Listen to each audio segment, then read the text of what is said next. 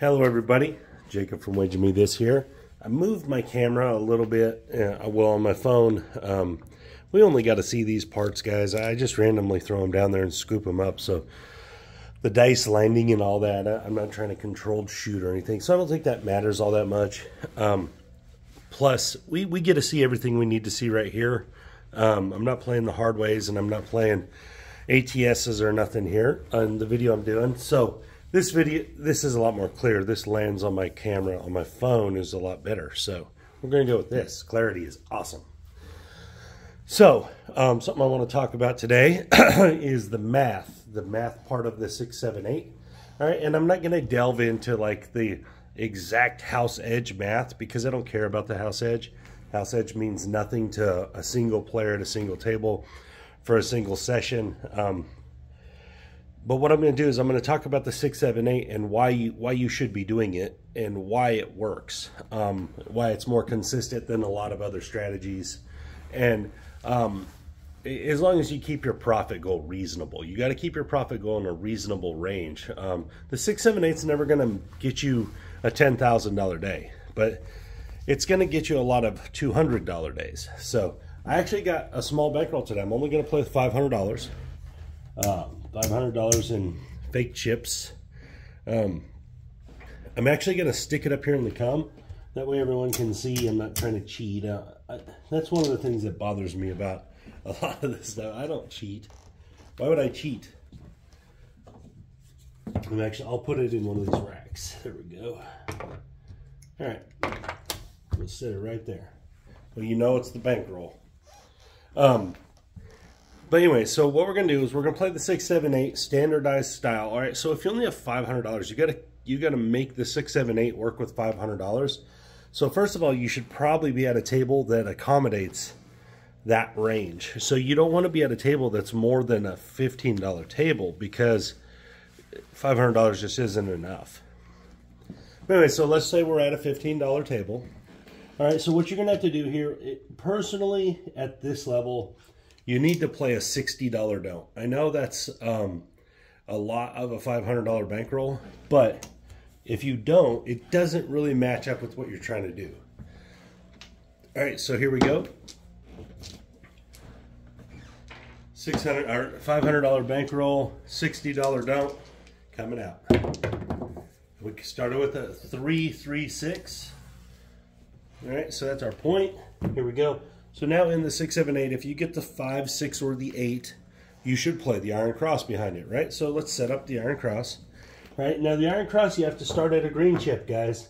Unless you're at a $5 table, you have to start at a green chip. Otherwise, it doesn't really work, all right? And then we're going to put our $15 in the field. All right, so at this point, we have 55, 70 versus 60. It's not an equal trade-off, and our 7 isn't worth anything, all right? So this is the math. This is one of the reasons why you got to play with more money, all right? So you can adjust to what you need to adjust to. But let's say, and guys, you could bump this down, you could bump this down to the $20 level, but you're just not going to make enough on your 5s and 8s. So you got to leave it at this level. So the other option is to put odds here. And that's an okay option. I mean, it's still the same bet. You still got the same probability of winning or losing when you're just adding a little more. So what you do is you got $70 versus 60, all right? Your odds here are for every $6 you're gonna win 5. So you don't gotta put a ton of odds, all right? So if you put 30 in odds, you're gonna win 25. That gives your 7 a little bit of value, all right? Now what you got is every winner except for the 6. So you're going to win on every other number except for the 6. So that's why the math of this strategy works so well. Now this is when you're in the iron cross mode. When it lands, when your point lands on the 5, 6, or the 8, you should play the iron cross behind it. All right, you got your don't covering. So you're basically turning your 6 winner into a 7 winner. So it's a winner on the 7, which will win here. Obviously those will lose too, but it'll outweigh them. Then what you do is you have 1, 2, 3, 4, 5, 6, 7,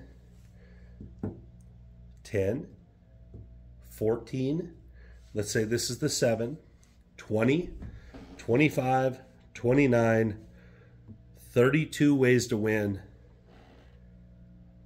My bad, I counted wrong somewhere because it's 31 ways to win. So somewhere I got off. You have 31 ways to win versus 5 ways to lose. All right? So somewhere my math got off there. But this, because there's 5 ways to roll a 6. So that means that a math video, my math got off. That's funny. So there's 5 ways to roll this. That means that there is 31 other combinations that you win on. Guys, that is a pretty high probability that your rolls are going to be winners. All right? Now, obviously, we could roll a 6 the next roll, and it could hurt us. But if we go from right in this spot right here, and we say, okay, I'm going to roll 3 rolls, and then I'm going to pull my money down. Likelihood is that you're going to have 3 winner rolls. The likelihood is you're not going to re-roll a 6. You have a 31 to 5, all right? So that is better. I mean, that you're looking at like a 12% chance or a 14% chance that rolls. It's not a high percentage. Every other number besides the 6. There's a 3. 1, 2, 3. We're gonna win 15 bucks. We're just gonna rack it up. We're gonna roll for 3 rolls. Hopefully we miss the 6. All right, here we go. 4, 1, 5. Okay, so this one has a little more to it. You do lose the field, but you win $35 on your 5. So it's overall, it's a $20 profit. All right, we're gonna replace our field. That's roll number 2 for our winners. And what did we get? A 6, 6. That's a nice one for us. A 12. Okay. So we're going to win double here. Some places triple, but double on this table. So 15 is going to pay 30. Bang. All right. We're going to pull this all down. So we've won. Not the don't. We've won. We won 15. Then we won 20. Then we won 30. So that right there is $65 win. $65 we've won. We have a $60 don't. So this don't is a free roll. We're playing this don't for free at this point. If this happens to roll a 6 next, we've won still in this hand. And you can minimize the risk. Like if you're like, okay, I only want to play, I only want to have $25 at risk. There's 2 ways to do it. You could just pull this off down to $25 because the don't pass is not a contract bet in most places. So a handful, like if you're on bubble craps machines, it is for some reason on some of them. Or you can just place the 6. So if you wanted to take out $30 of risk, you could just place the 6 for 30 bucks. I know that's playing both ways, but what that means is if the 6 does roll, you win 35 of that 60 back, plus the 65 you've already won. So this is the way most people like to do it, but it's still kind of the same thing. Now, you could also place the 6 for 60 and not lose at all. So if you place the 6 for 60, you now have your $65 win that you've already racked, and this is at worst a wash. If you roll a 7, it's a wash. If you roll a 6, you actually make 10 bucks. So there's just a lot of variables, a lot of ways you can do this. Personally, I just like riding this out because I think, you know, I have an advantage. I'm playing for the 7 versus the 6.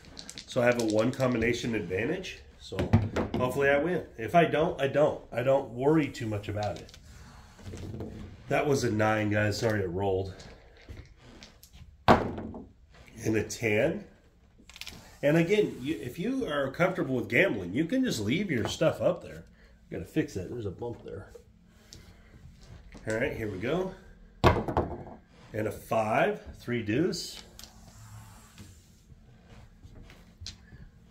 And an 11. Yes, if you were a gambler, you could have just left all that up.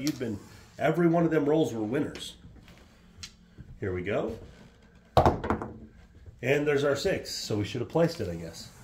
but that's fine. And we still ended up winning on the shooter. Now, not as much as we should have, probably, but I just wanted to show how the math works in the 6, 7, 8 and why it works, all right?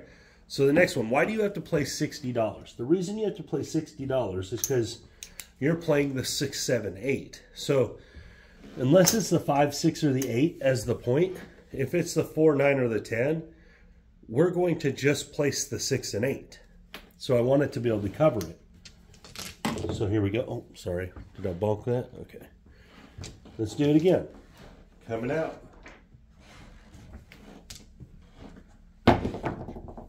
We got a 4. Perfect.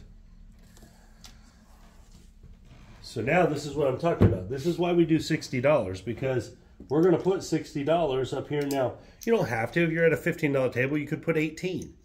Or if you could put 24. And you're going to make your 7 valuable then. All of that is okay. But I like to do it like this. And then I get to choose the value of my 7 based on odds. Now, you don't have to do that. But if I have the 4 or the 10, I'm not too concerned with putting some odds out there. All right? Could I lose? Of course I could lose. But so now what we're going to do in the 6, 7, 8 style, when you're not on the 5, 6, and 8 where you can make it to where every roll is a winner that's not the 5, 6, or 8 point. When it's like this, you're using the 6 and 8 to try to build the rest of the board for you. That's the plan. That jumped right out of the hole.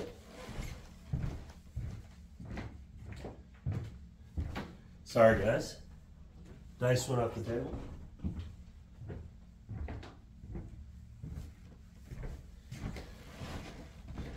The dice went off the table. Here we go. And there's a 5, 4, 1. Six, 4, 10.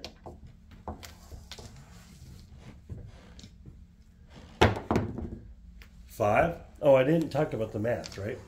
Okay, so in this instance, we have 5 ways to win, 10 ways to win, and then the 7 is another 6. So we have 16 ways to win versus 3 ways to lose.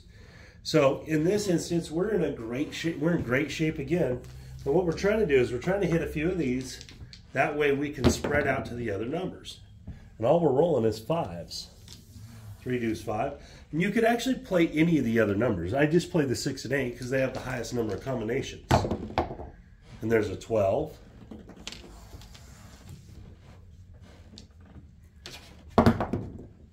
And there's the 8. All right, we finally got a winner. 5, 3, 8. That's going to win $35. All right. I'm just going to go over here and grab the 5. Now, right now, you're thinking, well, you should just put some money in the field. You could go that route. You could definitely go that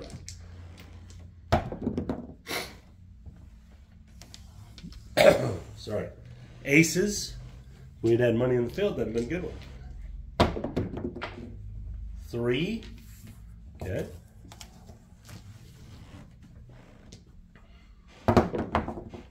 And a 5. There we go.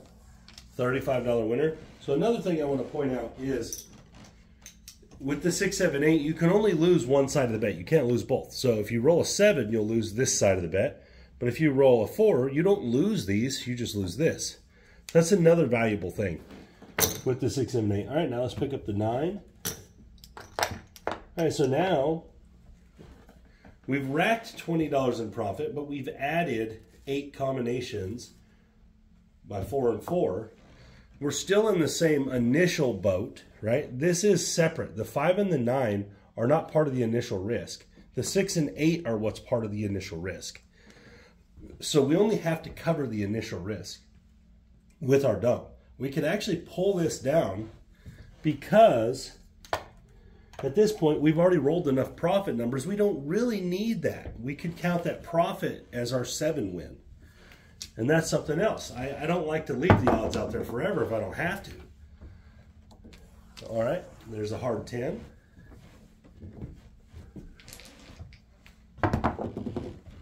And a 5 again. All right, good shot, shooter. Shooter's hot. And see, the shooter's moving hot. And we're out there, we're at least available to take advantage of some of these wins. $35 winner. All right, now we've successfully went across the whole board. At this point, you've rolled a lot of rolls.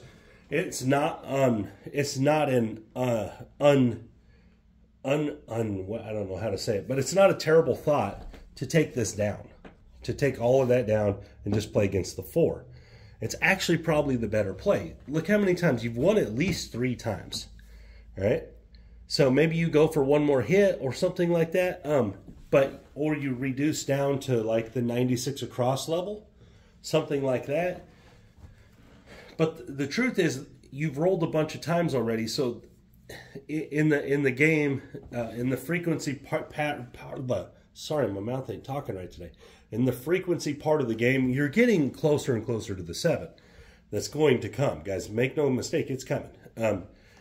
So it's not a terrible idea to either reduce this up here, where you still have all the combinations of winners, or to just take it down and play against your 2-to-1 advantage here. All those options are available. You could just leave it too if you think the shooter's just going to keep going. I mean, personally, I would take it all down, or I would reduce it at this point. I know I just put that 10 up there, and people are going to be like, you just got that up there. But likelihood for myself, if I was in this position, especially because I play with smaller profit goals when I play, 10 and 20%, I'd be looking at this as this is a chance for me to make my profit goal. And so I probably would just roll against the 4 here and try to get a 7. There's a 5, and now I'll watch 3 or 4 more winners go by, because that's what always happens when I do this. 5, back-to-back 5s. Been a ton of 5s today. But we're trying to win money. We're not trying, there's the 7 right there. Okay, so 2 more rolls and the 7 came. So did we lose some money? Not really, because we would have lost all that, which was $135. So we would have only won 70. So we actually did pretty good there. A reasonably smart play, profitable play. And we're going to win our 60 there. And the reason that one works is because you're on the 4 or the 10, where you have the huge advantage on the don't. And that's why that one works so well, when you do moves like that from the 4 and the 10. Now, could have I rolled a 4? Yeah, absolutely. I could have and lost that, but at least I would have already won enough covering it. So right now, with our 500 starting bankroll, we got at least 500 in green, plus about, looks like about 170. So we're up about 170 bucks. I was only playing with 500, guys. I'm at like 25% profit at this point. So it's just one of those situations where you got to decide how much you're willing to wait out to risk.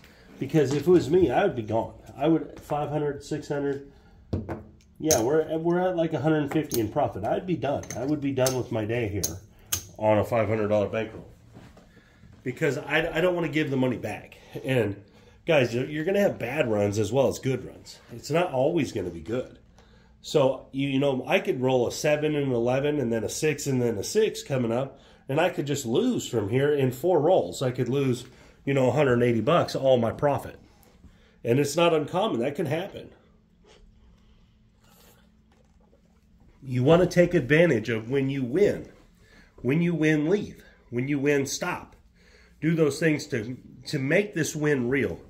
So I don't know if you guys ever seen The Wolf of Wall Street. In The Wolf of Wall Street,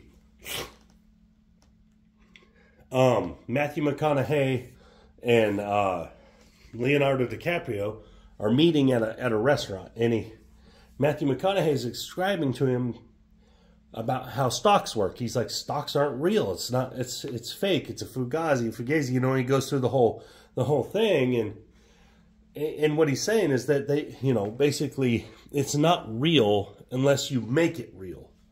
He said if you let the person that's investing liquidate and turn it into cash, you've made something fake real. And it's kind of the same instance here. If you don't take this money off the craps table and leave, it's not real yet. It's not real until you leave the casino.